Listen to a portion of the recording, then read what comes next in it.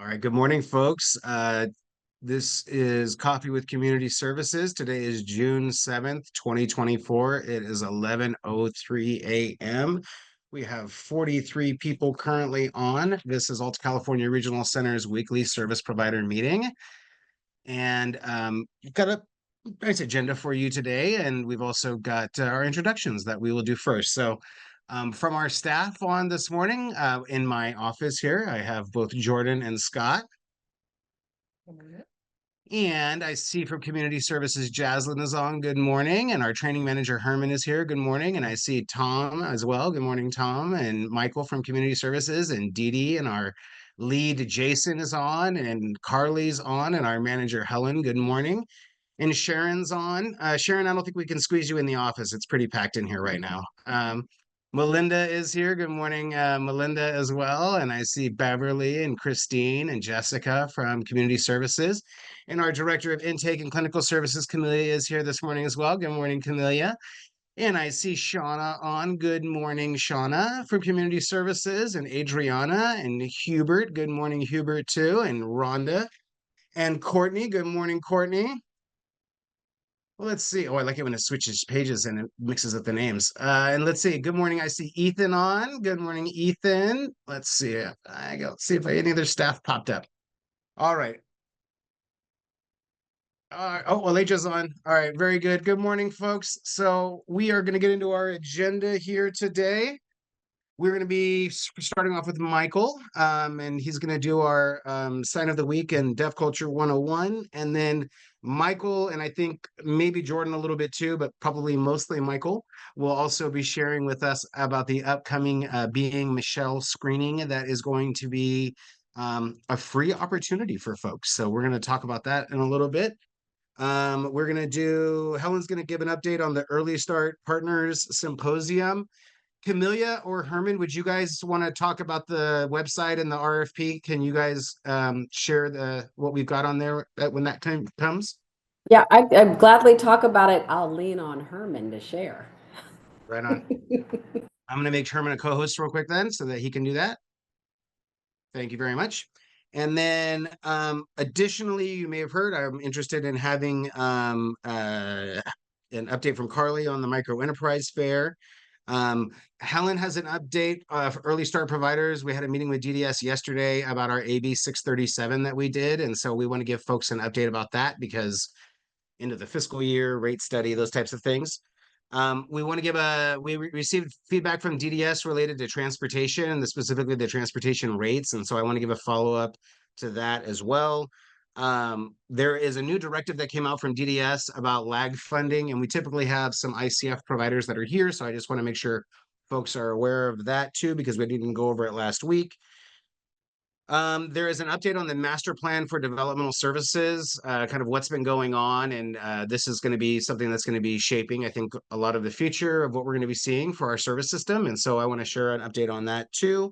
And any of you that may have been there for that meeting, you're welcome to share as well. And then Scott's got an HCBS update. We are going to give an update. We're going to be out at the Pride Parade on Sunday. So hopefully many of you will be out there in the audience and we'll be yelling out our names and waving at us as we walk by. It's a lot of fun. We really enjoyed ourselves last year. We have a PAC meeting that's coming up. We're going to give just a little update. I know I'm going to be doing a presentation with Desmond from On My Own. And so I'm just going to talk about that briefly. And then an update on the statewide RFP for FMS. And then also we have an RFP for Sykes, as I mentioned, and I made Herman a co-host to talk about that. Wow, I said we had like no agenda items. I said we'll be done by 11:30. We'll see how that goes, Jordan. So with that, I would love to turn it over to Michael. And if I'm going to remember correctly, I'm going to spotlight you for everyone on the screen, Michael.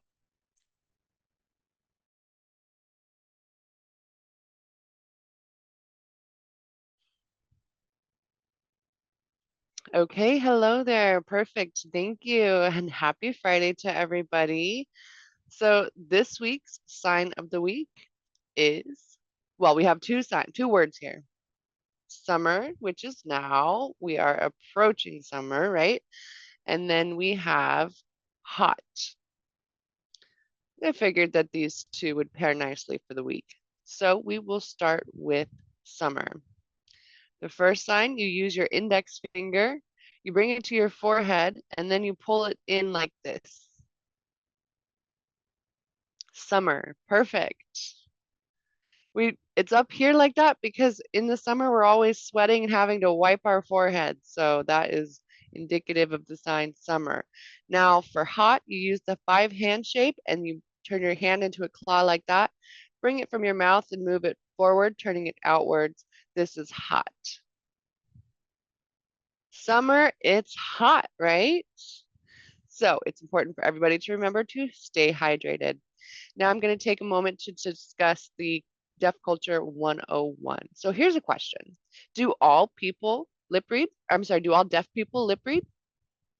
Now, before we answer this, ask yourselves, can you lip read? Think about that. It's not as simple as it seems. Every deaf individual has their own preferences. Some people can read lips, others cannot. Some want to go ahead and give it a shot, others don't want to. There is quite the variety of preferences out there, and it's based on experience, preference, and the unique individual. If you're not sure when you meet a deaf person if they can read lips or not, go ahead and just ask them directly. You can write a note. Hey, are you able to read lips? You can text a message. If you have the ability to sign, you can do that, or you can even use an interpreter to ask them directly. Maybe they're hard of hearing and they prefer to read lips, but assuming that they can read lips is burdensome. It's just like when you're reading a book, when you're looking at the different words, when you're lip reading, it's not quite the same. I'm sorry, it's not just like that. It's not quite the same because the shape and the structure of the words pronounced are very different from what you would see in print.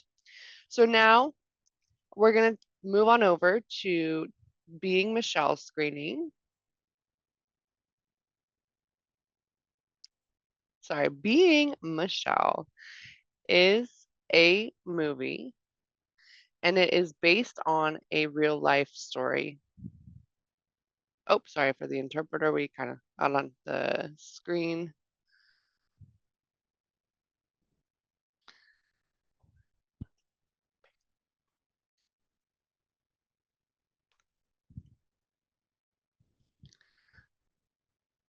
So the deaf character in this movie had an awful experience with the police and being arrested and then put in jail. It was a traumatic experience. So this screening is to show you the experience and frustrations that deaf people encounter without an interpreter within this system. And this is not just a unique story to one individual. This is very common within the deaf and hard of hearing community. So the actor here,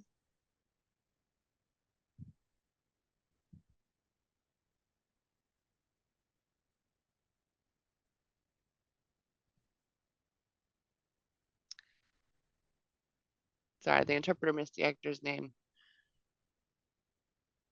So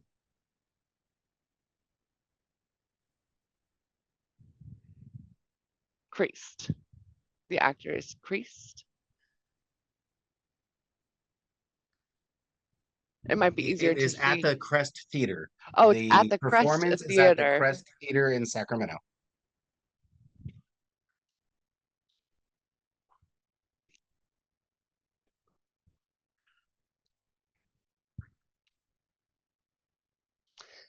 Oh, okay. So thank you for clarifying that.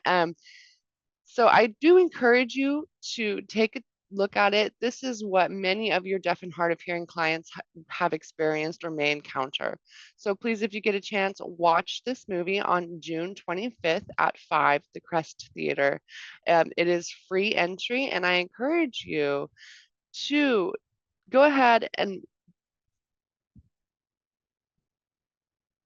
so after the movie, we can have a panel discussion um, to discuss what we have noticed, the experience you may have not considered before, and then of course how we can take this information and learn from it to better the services we provide for the deaf and hard of hearing community. Excellent. Thank you very much, Michael.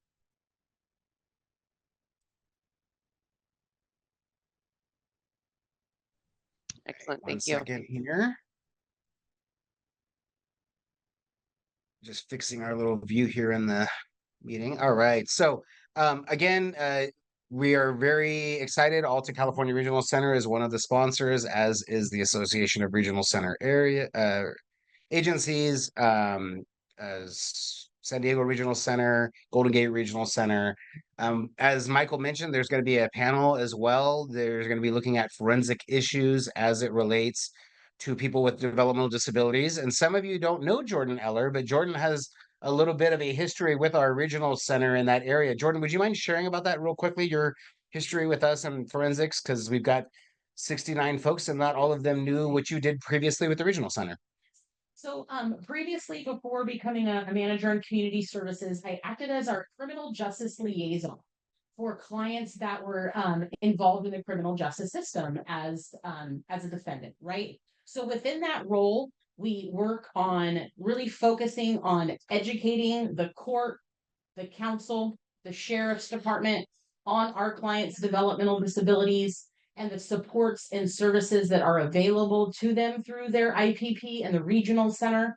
It's really essential within the criminal justice setting that we advocate for our clients and make sure that all parties are aware of the benefits that could be awarded to them. For example, if we have a client that there might be competency concerns, right? There might be somebody who might be found incompetent to stand trial.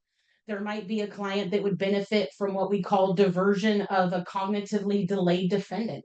So regional centers are written into certain areas of the penal codes to help provide support, right? The court's actually required to refer to the regional center if there's any suspicion that the client has a developmental disability and they're going through competency proceedings. So it's really important for us to just share that information with our stakeholder partners that are at the district attorney's office and at our public defender's office and the criminal panel, right? So it's just essential that the service coordinator takes an active role when our client is involved in the criminal justice system to ensure that they get the same due process as anybody else would in that situation.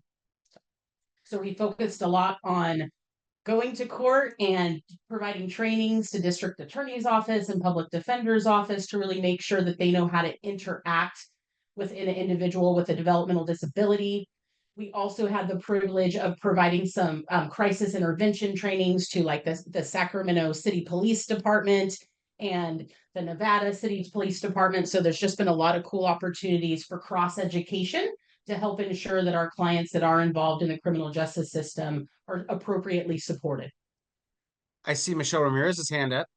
Yeah, I just was wondering, Jordan, is that a position that Alta still holds? And It sure does. And Megan Kwalik is our current forensic specialist. We can put her information in the chat if you would like. I don't have my computer, but that'd be yeah, great. we can do that. Yeah, absolutely. Mm-hmm. Yeah, again, it is written into that we regional centers have that forensic, specialty. Folks like Sharon Karpinski and others that have done this for decades at our regional center can talk to you about the special challenge that exists when you have deaf individuals that are also involved in the criminal justice system, because we've certainly dealt with that over the years. And so, again, it speaks to the importance of ensuring that our service coordinators are really involved. And so as you as our provider community, I'm really pleased to see that the California Policy Center is putting this on with all the partnerships, and just want to encourage you all, since this is such, I feel like, an important aspect of what we're trying to do here at our regional center. Oh, and Megan is in court right now. I love that. Well, that's why she's not here. Sometimes she logs in, sometimes she can't. So anyways, just want to encourage folks and look forward to seeing hopefully a number of you out there. All right, I'm going to throw it over to Helen, please. If you could, I believe we're going to be talking about the Early Start Partners Symposium. Thank you, John. Yes, there is an upcoming, I'm going to share my screen. Can everybody see this? Uh, Not quite yet, Helen. oh, okay. Sorry about that. Hang on. Share screen. How about this? Now, Looks perfect. okay. So there is an upcoming early start partner symposium on July 17th and 18th. This is at the DoubleTree Hilton Hotel at the Berkeley Marina. It's a 2-day event. I'm going to scroll down. There are different topics concurrently happening, and early start providers can choose whichever topic you want to attend. And it's 2 days, and want to let everyone know that this is reimbursable under the Early Start Training Grant.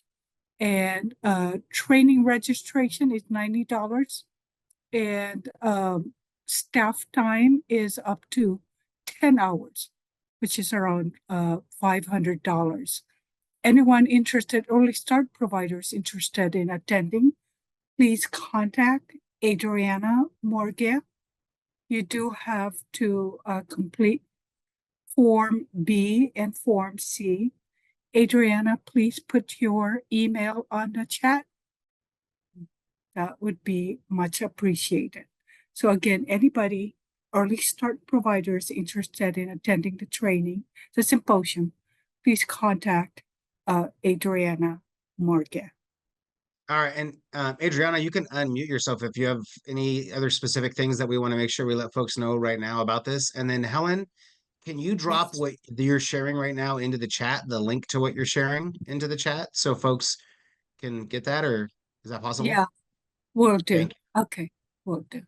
Yeah, Adriana, I mean, anything else? Please. all I Yeah, go would ahead. add would be that the reimbursement is for direct costs related to the training. So the $90 enrollment we reimburse and the staff time. So in order to get reimbursed for staff time, they have to attend all 10 hours. So I believe they have to attend all the 8 hours of day one and then the 2 hours of day two in order to get reimbursed as you know, like equivalent to like workable hours.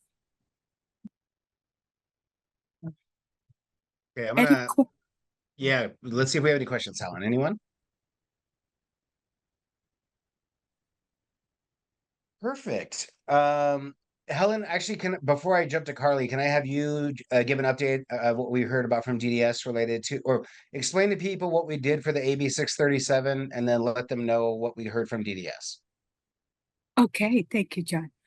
So the AB 637 waiver for early start providers was approved in 2023 and was set to expire June 30th, 2024. And that is the early start rate for occupational therapy, physical therapist, and speech therapist at $140. And that waiver, according to, from the meeting that we had with DDS yesterday, that waiver will continue until the rate study is implemented. At which time, when the rate study is implemented, we can change to a 116 service code and whatever rate for the 116 service code will change the rate over. But for now, from June 30th and on, we will continue with the AB 637 waiver. And it's continuing actually indefinitely right now until the rate study is implemented. Just FYI to everyone. So any early start providers have any questions about this? In essence, this was us jump starting, the rate study to try to get a little bit of a higher rate, because we already knew what they had calculated. And now we know that we can keep that in place until whenever the rate study is implemented and it surpasses what we've, got agreed to for the 637. So if you had any specific questions about that, Helen, who should they reach out to? They can reach out to me and also Adriana Morgan. It was very good news, I feel like. DDS wanted to make it very easy for us and something we don't ever have to go back to them for to make sure that everyone gets their rate increases. So it's good stuff. let's go to the Micro Enterprise Fair. Carly. Thanks, John. Will you give me permission to share? I was gonna share some photos from it. Thank you. So we had our Micro Enterprise Fair on Tuesday. It was once again a great event. We had this was our biggest one yet. We had about 45 clients attend. Or rather, we had about 45 tables set up. We had some tables that had 2 clients at them. It was a big event. We had a lot of people coming through, especially in the morning.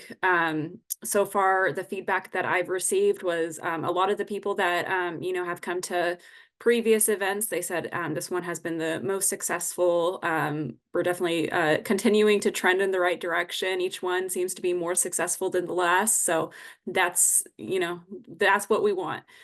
So I just want to show some pictures from the event with you guys.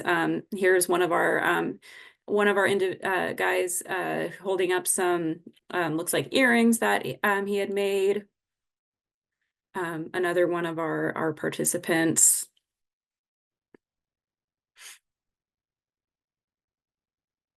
Someone who she had some tie-dye shirts, a lot of art that she had made.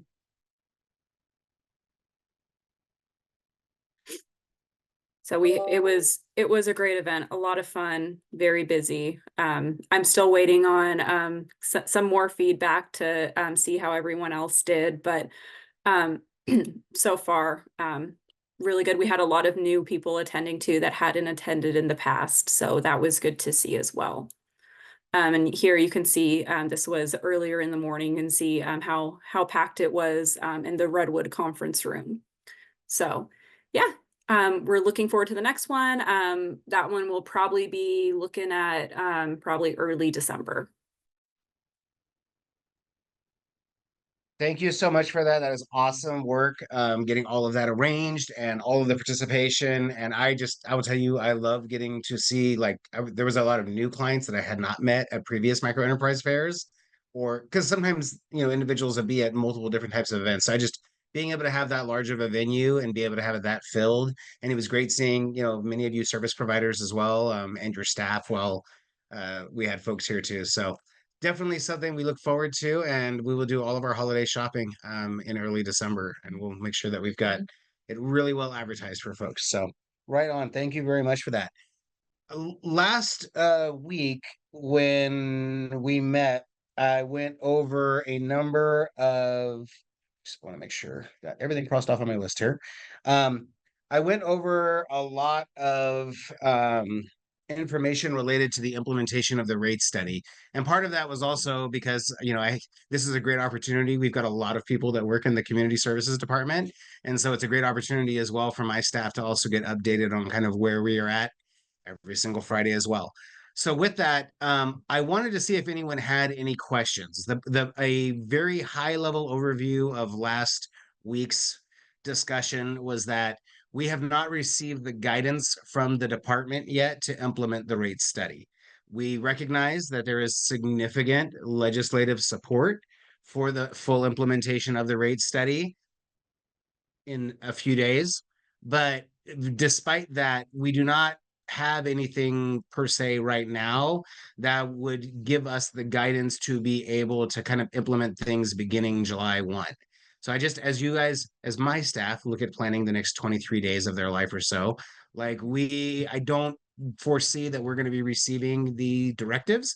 I will say specifically, the directives we believe are really the big next step, because that is going to be really outlining how we're supposed to be implementing the rate study. And again, I will open this up to any service provider that knows any information different than what I'm saying now, and I would love for you to share it. And we can certainly talk about it at our next PAC meeting. I think we will be talking about a number of things at our next PAC meeting next Thursday, but related to all of this. But I just wanted to share with folks right now, at least, that we have not received any additional guidance since our discussion last week. The only thing that I have received is that there is still feedback being gathered, specifically related to the transportation directive, and that we are going to be having meetings with the Department of Developmental Services this month to continue to talk with them about what that is going to look like. Again, therefore, I do not believe that there's going to be a great likelihood that we are going to be receiving directives and being able to look at implementing things ahead of July 1. So with that, we await instructions. I just want to make sure that you as service providers are as updated as we are here at the regional center. I know for at least one of my bigger concerns right now is the proposed change in rate methodology to mileage for the transportation providers, because there is a significant workload aspect to changing that over. And so we are really looking forward to further discussions with the department to determine how we can best ensure that the rate study is implemented as the law specifically tells us to do that. But we just, again, don't have really any further guidance at this time. Again, we meet with you every single Friday. I have no travel planned for the rest of this month, to my understanding. And so I will be here, no conferences or anything that are outside of the town. And so we'll be here every Friday. We'll be at the Provider Advisory Committee meeting next Thursday, talking about a lot of this stuff. And again, providing you as many updates as possible. I will be later this month, along with Lori, at the meeting with DDS at the Association of Regional Center Agencies meeting. Iqbal will be there as well towards the end of the month, and we hopefully will get a little in-person guidance directly from them. But again, between now and then, just wanted to share that we have not received an update from last week. And a repeat of kind of last week's discussion is that as it relates to transportation, we know that there is a request from the last transportation vendor forum to have some specific discussions with questions, answers, and things like that. Our plan is we are going to be offering, I think, across a number of our service areas, opportunities for service providers to review the directives that come out. And with that, for transportation, that would be when we would do our next kind of big group meeting, would be to talk about the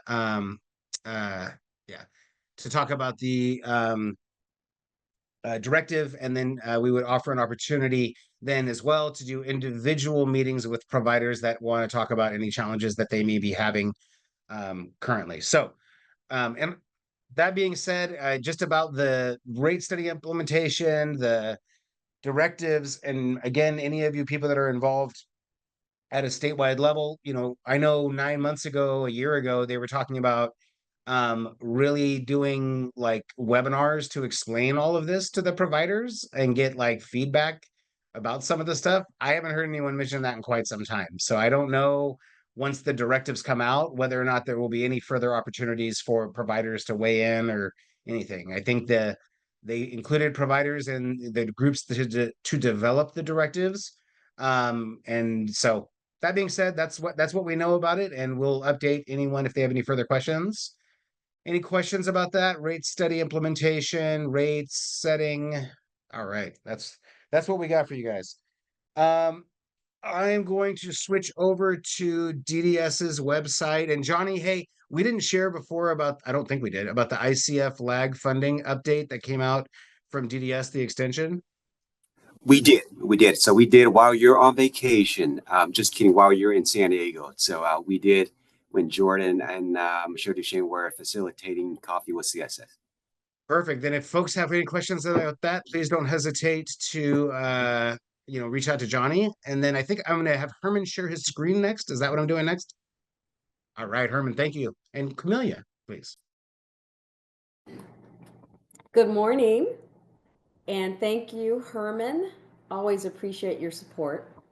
He's pulling up our website and our RFP that we have on it. I think he's going to navigate for you. It's on our front page. If scrolling down to the bottom, you see psychologists for evaluations. You can click on the link there and it leads to the RFP. He's clicking on the PDF for it there. There you go. And basically summary, it's a few pages. We continue to have a need for psychologists. And as a reminder, our 637 was approved over a year ago with enhanced rates for our licensed clinical psychologists. And we are in need, come one, come all, to help with our eligibility process. That's primarily where the need exists at this time. I'll say that first paragraph there speaks to what we're looking at, vendor psychologists to complete evaluations for children or adults to consider for our eligible conditions. And specifically, we look at ID and ASD is where our psychologists focus on, or even borderline. So if you look under a little bit there, intellectual disability, this goes into the criteria that's needed. So we definitely have some vendors who do psych evals for ID only, testing for intellectual functioning only. But over the years, that the need for that has greatly decreased. But I will highlight it because it is still a need. And so if someone is interested and meets the criteria, we would still welcome you aboard. You will see just the highlights there, bullet points there of having a PhD or PsyD in psychology, active license in California. Next one, 2 years of professional experience performing psychological testing using the DSM. And the third bullet speaks to proficiency with the Wechsler scales and Stanford-Binet, a couple things just mentioned there. We're looking for proficiency. Been doing it for a bit, 2 years identified. So it could be an easy transfer over to our population. The couple next bullet points talk about adaptive behavior because that is included within psychological evaluations. We have the IQ testing and the adaptive behavior because you need both a pairing of reporting of both to render a conclusion of intellectual disability. And differential reinforcement. Differential diagnosing is mentioned as the last bullet point. If you can scroll to the next page, speaks to autism evaluations, kind of separated that out there. A requirement is that someone who is proficient to provide an evaluation for ASD, they are already proficient in providing evaluations for ID. So the majority of our current providers fall in this category, providing an IQ test, an ASD test, an adaptive functioning assessment, and reporting on it, rendering a clinical conclusion, so a diagnostic conclusion. So the 2 bullet points there just speaks to having training and professional experience with an ASD population. And the second bullet point, just want to highlight, there is the ADOS training, and we do offer it every other year for our current vendors to stay proficient, and our staff psychologists to stay proficient with the tool. Want to highlight, because we have had people come to us in the past who've said, hey, I attended the 2-day workshop. It's a workshop, but that in and of itself doesn't make one proficient. So what's highlighted here is a quote from the manual, the ADOS 2 manual, that speaks to proficiency is gained by being clinically supervised by a licensed psychologist for a few months and gain proficiency there. So that's highlighted there for reference. And then if you could scroll a little bit further down, this just goes into the details of what is needed, important resources for your reading to understand laws, what we function under, what our expectations are. Initial application materials, what is commonly submitted is a letter of interest. If you could scroll just a little bit further, letter of interest, and which speaks to who a psychologist would want to work with, what age range, what are they targeting as far as ID or ASD or both.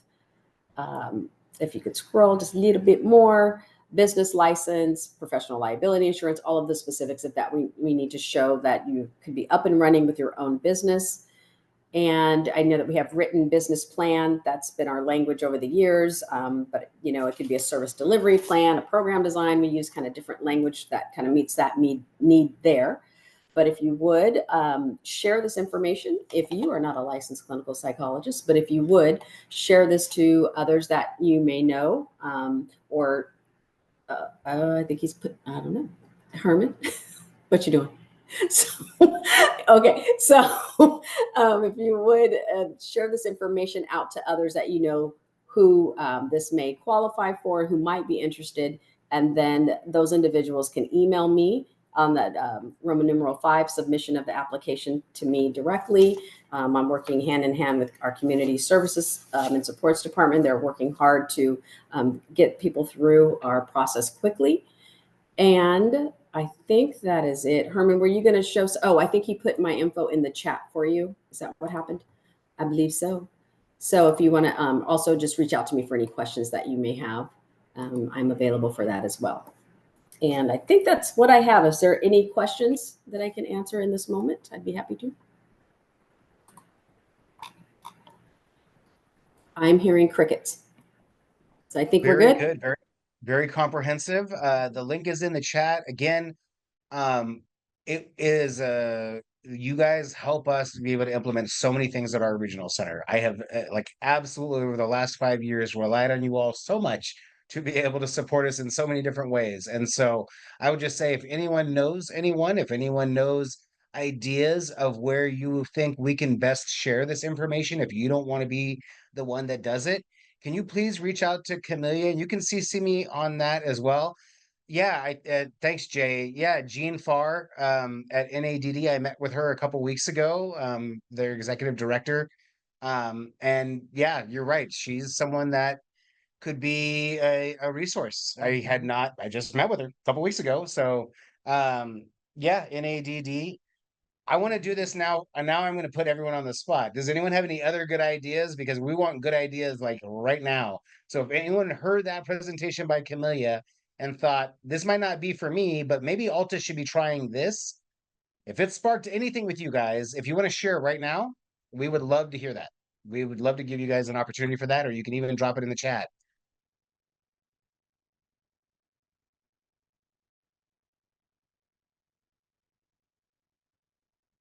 And putting a notice in Psychology Today. All right, I'm writing down things.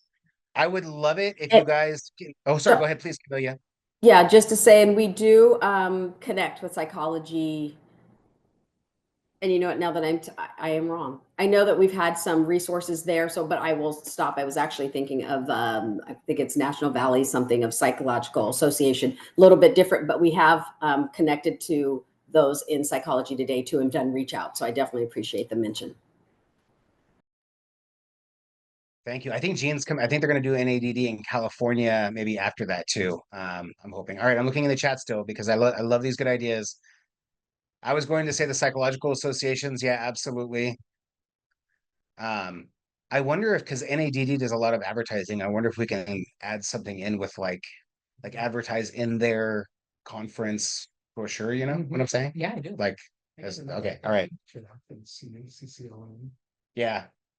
Yeah, and even, yeah, okay. Yeah, so again, anyone please that is interested to this, like, please don't hesitate to reach out to us. I think this could be a good follow-up discussion, Camellia, at least briefly next week at our provider advisory committee, if Lindsay and the folks are okay with that. I think us just at least mentioning, because as Herman shared with us, this is on the front page of our website, and it's going to be staying there for a while, folks. I think this, please let that state the demonstration of our need for our regional center is it's going to be what's happening for quite some time at our regional center that we need to get more folks on for these vendorizations. So please don't hesitate to reach out to us. It is extremely important to us. And thank you, Camellia and Herman, for getting the very old RFP nice and updated. And we've got great information in there now. And we'll follow up on the information that you folks have already given us here. So thank you very much for that. Thank you. All right. I want to run it. I'm going to just throw it over to Scott here, who is in the room with me, to give us an HCBS update, just how things are going, Scott. Right on. Well, everything's going well. I'm happy to report that we're at 313 out of 515. So that number keeps moving just a little bit. And that is 61% as of today. Next month is a hearty month, so we'll be jumping up some good numbers then. And remember, this is all coming to a close at the end of August. Thank you. All right. And let's see here. I am now going to, I don't like putting people on the spot per se, but her camera is off, so I can't call on her anymore. I saw her there a little bit earlier. I'm going to jump over to now our events calendar. So I'm going to share my screen again. All righty. And I almost, because I saw Catherine Weston and Veronica Hallgren, I believe, had sent over the information about the Yolo County Transportation District's open house. And so just wanted to share that that's right there on our website. And I will just say, having we talked, I think, last week or the week before about all the town halls that we did in Yolo County, like all throughout the entire community there, and just consistently the challenges that people have with transportation across all the different sectors. Again, like the healthcare sector, like everyone was talking about the specific challenges that they're facing. And so, thank you. I just want to say, because I don't see Catherine on here anymore, but I do appreciate the fact that our local managers are hooked in with the local folks and services there in Yolo County, and that they can make things like this available and get them on our website and things. So, right on for that. Thank you very much to our managers. And again, additional items that are in here you can see as well on our website, on our calendar. If you hop into our calendar, you can see our upcoming meetings. We have our board development committee, our finance committee, and executive committee on Monday. And so we will be talking about a number of different things there. We have the client advisory committee coming up next week on Tuesday. I saw Daniela from Spread Your Wings on earlier. I know that you guys have brought folks to the the client advisory committee meetings, but we don't have to have an open house. If you want to encourage any of your clients to participate in our client advisory committee, it's just nice. It's nice to get new folks in that are interested. These individuals that are on our client advisory committee represent like our 31,000 individuals. So it's also nice to get a lot of different diversity in the needs, the locations, the demographics of all of the people that participate in those advisory type groups. And it's really important, I feel like, on the client end of it as well, because developmental services is so broad. We serve, individuals that have so many different types of support needs. So I just want to throw that out there as a plug for the client advisory committee as well. The provider advisory committee meeting is also scheduled for June 13th. And I know I saw Lindsay on here a little bit earlier, but anything else that we need to plug, Lindsay, related to the provider advisory committee? I know I mentioned, I see in my emails, because I have my emails open here in my office, that we're going to give you a comprehensive update on social recreation services and availability. And we're also, I know, giving you a presentation about the assistive technology pilot that STEP and On My Own and East Bay Innovations are going to do. So anything else, Lindsay, we want to plug for next Thursday? Yeah, we're also going to be having a group called Fix PAGA coming, who's going to talk to us about some advocacy that they're doing statewide and ways that we can support them on fixing PAGA. And then Eric, I see your hand is up. What am I forgetting? Well, I was going to talk briefly about the email listserv that we're creating, the registration for that. And this is the interpreter speaking. Can you spell that for the interpreter? I missed what that was called. Fix, F-I-X, and then PAGA, P-A-G-A, which stands for the Private Attorney General's Act. Thank you. And Eric, if you want to go ahead with the listserv, please do. Sure. Could John, could either somebody who has a computer go to the PAC page, or can I share my screen real quick? It's risky, but I made you a co-host. Oh, all right. We're going to go ahead and I'm going to go ahead and share my screen. This is the Alta Provider Advisory Committee webpage, where you can always find all information about the PAC. We really encourage providers that want to further their engagement and advocacy and support the regional center system and provide as a whole to consider joining the PAC as a visitor or becoming a member. Membership's open. So as part of the Provider Advisory Committee, we've had discussions about wanting to be more involved in helping provide technical assistance to providers, to support directly to providers to help foster a stronger provider community, help provider to provider communication, collaboration, resource sharing directly amongst providers. So in order to do that, what we did is we created a email group, also called a listserv. And if you go to the Provider Advisory Committee page at Alta's website, you scroll down, there is now a PAC discussion group registration. So if you click this link, it's going to take you to a registration page. And what this page does is it explains that this is a email-based discussion group just for providers at Alta California Regional Center. It's hosted by fellow providers of the PAC. So this is a group by providers for providers. Collaborative space where we can get together to provide technical assistance, problem solving, resource sharing, and best practices. We're asking only providers to join. There's lots of other advocacy groups. If maybe you're a family or you're a regional center staff, or there's other group, but we wanted to make sure there was always a space that was provider focused. So this is that space. So we're asking that for everybody that joined that you be providing services within Alta's catchment area. And then there's a brief registration. So all we need is your name, email address, organization, your website, the counties you provide services in, and a list of the services that you provide. You click that box, you hit join a link. And what that means is that you will then be registered to send and receive emails to a PAC discussion group listserv or an email discussion group. And this is the beginning of that. So we're getting used to using that. If you'd like to register now, I'll put the link in the chat. No harm to register, and it'll help keep you connected to all the PAC news and updates and provider discussions. So consider joining.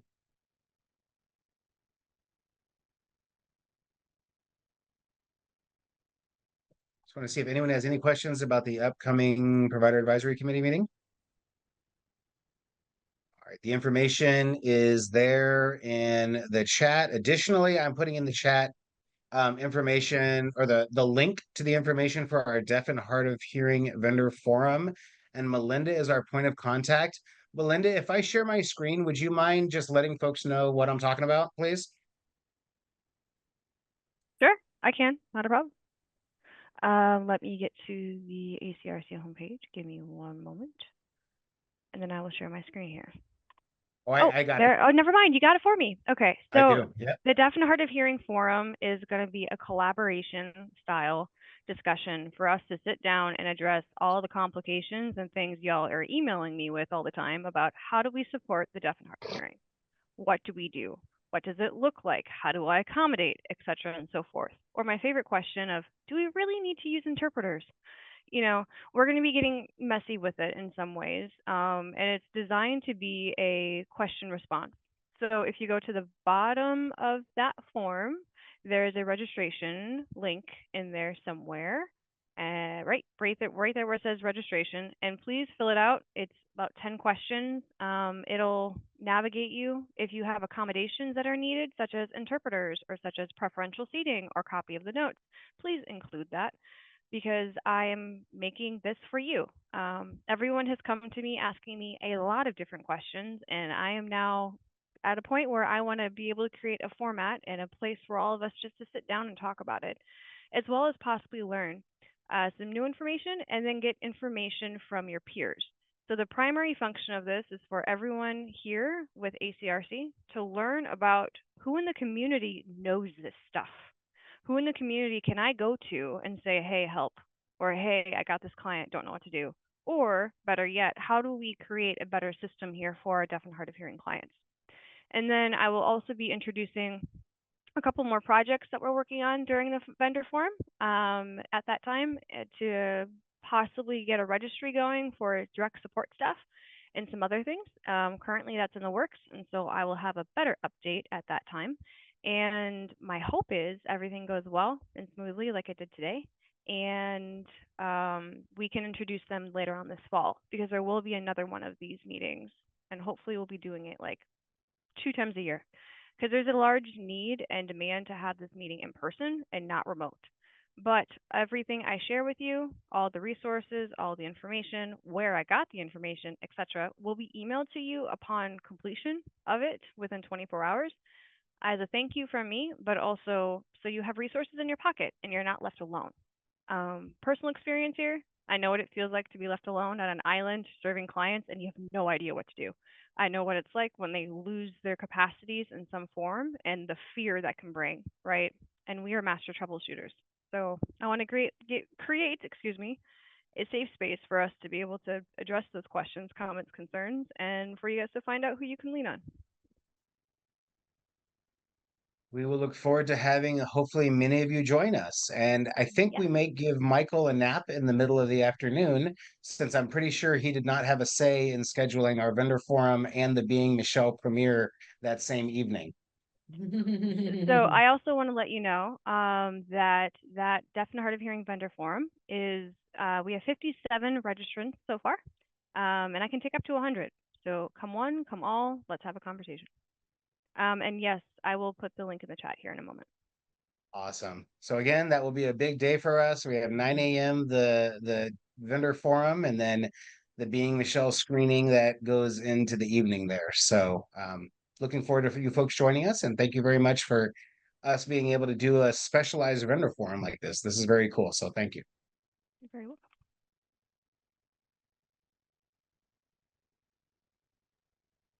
The next thing I just wanted to mention was that we will be out at the Pride Parade on Sunday. So we hope that folks will be out there cheering us on, and some of you may be joining us out there too. So Lori and myself, we've got, I think Herman just left, but I believe Herman's going to be there. We're going to have lots of our managers and staff. Jaslyn, I saw your name on there. You're going to be out there with us?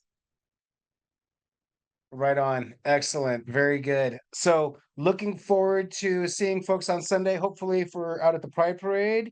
We talked about PAC. Let's see.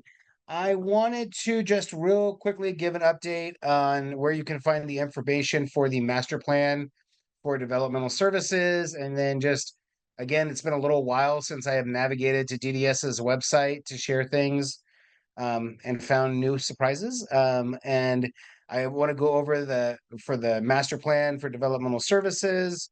The information is right here on DDS's website. You can get related to that. It has all of the committee meeting materials, the presentations, etc. So all of that information is going to be in there. I guess big news or information that I would share related to that, and I think it is not posted on their website quite yet, is that from their last meeting, they indicated that they are going to be breaking up into stakeholder work groups. And so there will be opportunities for different stakeholders to be a part of that. I see the master plan kind of groups as a successor to the developmental services task force, and things like the work group that I was in was the safety net work group. Some of you were in the work group with me because service providers were in there as well. And so we will see. My understanding is that the work group is going to be open from today for like the next 20 days. I don't have the information yet able to share, but if you have a desire, Lindsay, I will try to get that information available so we have it for the PAC meeting next Thursday at least. If folks want to try to sign up, there's a concern that it's a very short window of time, and so we want to advertise that availability. So I'll make sure that I add that to my PAC announcements next Thursday, how to go ahead and get into those master plan for developmental services work groups. All right. And then I got an update. For some of you know Daniel from ARCA. He's the one that provides a lot of the great information that I get to read here. And I see that he got appointed by the governor to a position at the Department of State Hospitals. And so Daniel Savino's been with the Association of Regional Center Agencies for the last 13 years doing a lot of the statewide advocacy. And I would just say, for you all in Coffee with Community Services, he's one of the reasons why I'm so well informed every week about the information that is going on statewide too. So I'm very pleased to see that he is receiving that appointment, and he is now, his new position is the Assistant Director of Legislation for the California Department of State Hospitals. So maybe, Jordan, when we're having our issues in determining whether or not people are going to be going to a state hospital or whether or not they're going to be going to a developmental center, we have now a little bit more of an ally over there at the Department of State Hospitals. I don't think they share a building anymore with DDS, but hopefully we get to see Daniel still.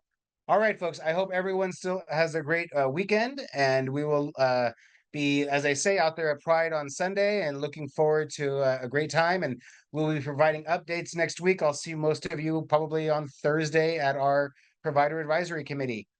All right, have a great one. Good to see everyone today.